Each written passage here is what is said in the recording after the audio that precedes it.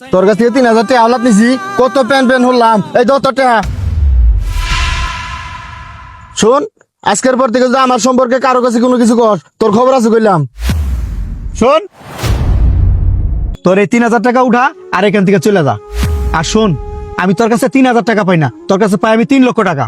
এই মিথ্যাবাদী, তুই মিথ্যা কথা বলিস, তো লজ্জা করে না? ওই মিথ্যাবাদী তো তুই, কয়টা টাকা হয়ে গেছে গা, এখন পা মারিত পড়তেছে না, তাই না? 3 লাখ টাকার মামলা তুই 3,000 টাকাটা শেষ করবার চাস কেমনে? শোন, এই মিথ্যা কথা কয়ে যেন আমার মেজাজ খারাপ করিস না। নাহলে কি করবি তুই? কি শুরু করছিস তোরা দুজনে? মানুষ দেখলে তোদেরকে কি বলবো? কিছুদিন আগেও তো তোরা দুজন ভালো বন্ধু ছিলি, আর এখন একজন আর একজনের জান নিয়ে টানাটানি শুরু করে দিছস। এই ঝগড়া আমি করতেছি না, ঝগড়াও করতেছে। ওর কাছে আমার খুব বিপদ আসল, তাই 3,000 টাকা নিছিলাম, তাই 3 লাখ টাকা দাবি করে হবো? যাক, তুই স্বীকার তো করছ যে 3,000 টাকা নিছ, তো এবার মাথার মধ্যে একটু খেলায় দেখতো টাকা নেওয়ার দিন কি বলছিলি। বন্ধু, আমার খুব বিপদ, আমার 3,000 টাকা ধার দে। বন্ধু, আমার কাছে তো টাকা নাই, 3,000 টাকা আছে। 2,000 টাকা মেয়ের স্কুলে বেতন দেওয়া লাগবো, আর 1,000 টাকা বাজার করা লাগবো। বন্ধু, তুই তো জানোস আমার 3টা মাস ধরে চাকরি নাই। আজকে যদি ঘরে বাজার নিয়ে না যাওয়ার ভাই, তাহলে বউ বলার না খেয়ে থাকবো।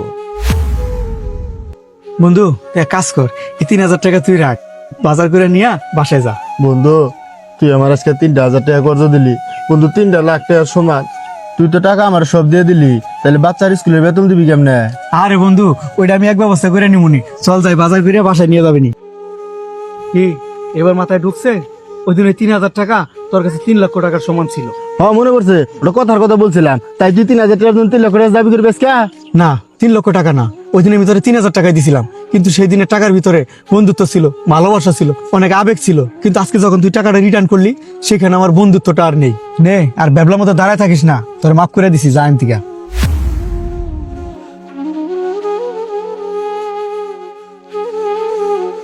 দোস্ত, মনে কষ্ট নিস না, এখনকার সময়ে কেউ উপকার করলে তারে সে মনে রাখে না।